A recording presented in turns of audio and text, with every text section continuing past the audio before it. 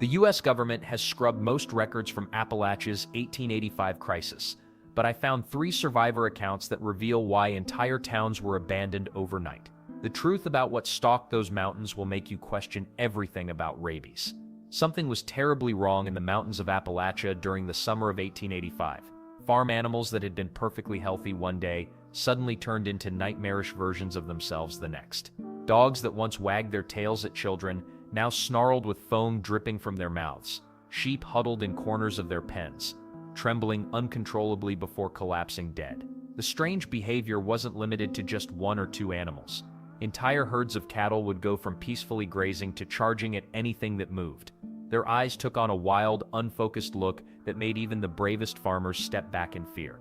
Makes sense, right? These were people who wrestled bulls and broke horses for a living, yet they found themselves genuinely terrified of animals they'd known since birth. Well, here's where it gets really disturbing. The sick animals didn't just act crazy, they became incredibly aggressive toward anything breathing. A normally docile milk cow would suddenly attack its own calf. Family dogs that had slept by the fireplace for years started snapping at the hands that fed them. The foam around their mouths wasn't just unsightly, it was like a warning sign that death was coming fast. But the weird part is how quickly everything spiraled out of control. One farmer in eastern Kentucky reported losing 12 sheep in 3 days. His neighbor lost even more. The pattern was always the same. An animal would start acting strange, foam would appear, and within days it would be dead. Sometimes the animals would bite other livestock before dying, spreading whatever this mysterious plague was from creature to creature. Then there's the truly horrifying reality that started emerging. People who got bitten by these sick animals began showing symptoms that made their neighbors' blood run cold. High fevers that wouldn't break, confusion so severe they couldn't recognize their own family members. And perhaps most frightening of all, sudden bursts of uncontrollable rage that seemed to come from nowhere. Sarah McKinney, a mother of 4 in rural Virginia, watched her husband John develop these exact symptoms after their rabid dog bit him while he tried to put it out of its misery. Within a week, John went from being a gentle father to someone his own children were afraid to be around. The transformation was so complete that neighbors whispered it was like the devil himself had taken hold of the man. Word spread faster than wildfire through these tight-knit mountain communities. Farmers started talking in hushed tones about a madness disease that could jump from animals to people. Store owners noticed how conversations would suddenly stop when someone walked in with bandages on their hands or arms. Everyone was wondering the same thing: who would be next? The summer of 1885 had turned into something straight out of their worst nightmares. Animals were dying by the dozens, people were getting sick, and nobody had any real answers about what was causing this plague or how to stop it. What they didn't know was that their mountain crisis was about to become something much bigger. The news of rabid animals tearing through Appalachian valleys spread faster than the disease itself. Families who had never locked their doors started barricading themselves inside at sunset. Children weren't allowed to play outside alone. Even the family dog became suspect if it acted a little too friendly or a little too quiet. Well, you can't blame them for being paranoid. When your neighbor's prize bull starts foaming at the mouth and charging at fence posts, you tend to take precautions. People built fences so tall they could keep out a small army, not just a sick raccoon. Any animal that wandered too close to a homestead and looked even slightly off got shot on sight. Better safe than sorry, right? Local newspapers didn't help calm anyone's nerves either. Headlines screamed about an outbreak of madness sweeping through both animals and people. The papers made it sound like some biblical plague had descended on the mountains. Reporters wrote dramatic stories about entire families fleeing their homes after finding dead livestock scattered across their fields. One Kentucky paper described it as a curse upon the land that turns God's creatures into demons. But here's the truly terrifying part. It wasn't just animals anymore. People who got bitten started showing the same horrifying symptoms. First came the fever, then confusion, then uncontrollable rage. A single infected person walking into town could send everyone into a complete panic. Whole communities would empty out if word spread that someone was turning mad. Makes sense when you think about it. If you've never heard of rabies and suddenly your friend starts acting like a wild animal, you'd probably run too. The numbers tell the real story though. Some valleys lost nearly half their livestock in just one summer.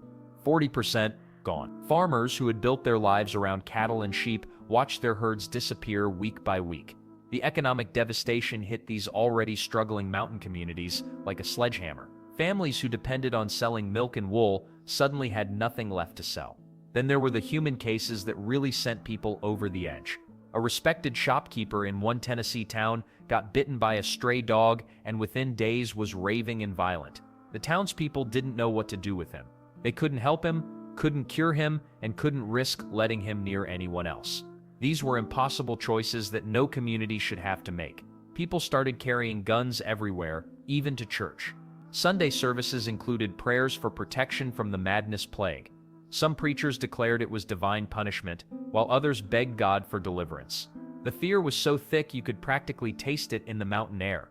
And the weird part is, nobody really understood what they were fighting.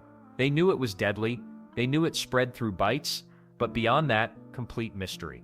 Local doctors were just as confused as everyone else, desperately searching for answers while more people and animals kept dying around them. What they needed was someone who actually understood this killer disease.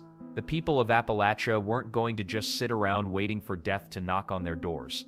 When your neighbor's dog starts foaming at the mouth and your cattle are dropping like flies, you call the doctor. Well, the few doctors who dared to venture into these remote mountain towns anyway.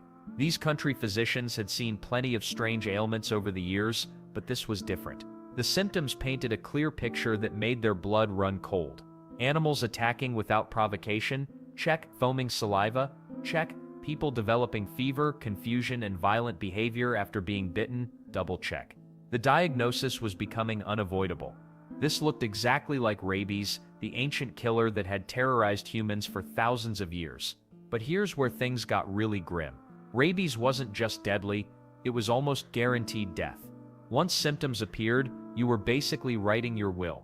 The disease had been documented since ancient times, with Greek and Roman physicians describing the horrifying progression.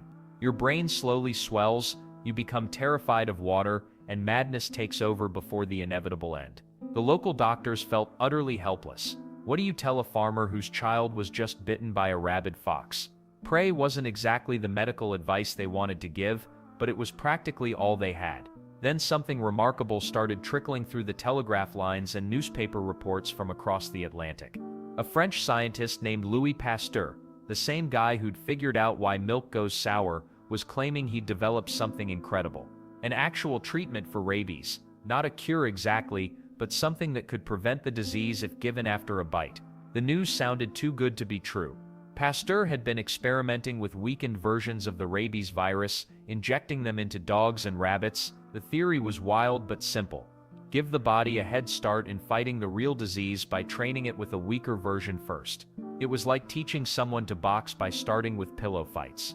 American doctors read these reports with a mixture of hope and skepticism. After all, this was the same era when some physicians still believed diseases were caused by bad air. Revolutionary medical breakthroughs weren't exactly common, and many treatments that sounded promising turned out to be snake oil. The cruel irony wasn't lost on anyone. Here were families in remote Appalachian valleys, surrounded by some of the most beautiful wilderness in America, facing a killer disease. Meanwhile, the potential solution was sitting in a laboratory thousands of miles away in Paris. You might as well have told them the cure was on the moon. Getting from a mountain farm to France in 1885 wasn't like booking a flight today. We're talking about dangerous journeys, enormous expenses, and weeks of travel time. Plus, nobody even knew if this Pasteur fellow's treatment actually worked on a large scale. The mountain communities found themselves caught between terror and hope, wondering if this French scientist's experimental shots could actually save lives when traditional medicine had failed them completely. The telegram that changed everything arrived at a New York medical office on July 6, 1885. A 9-year-old French boy named Joseph Meister had survived rabies. Not just survived, he was completely healthy after receiving Pasteur's experimental vaccine. For the first time in human history, someone had beaten the madness disease. But here's what made doctors scratch their heads. Pasteur wasn't even a medical doctor. He was a chemist who studied wine and beer. Yet this wine expert had just solved one of medicine's oldest nightmares.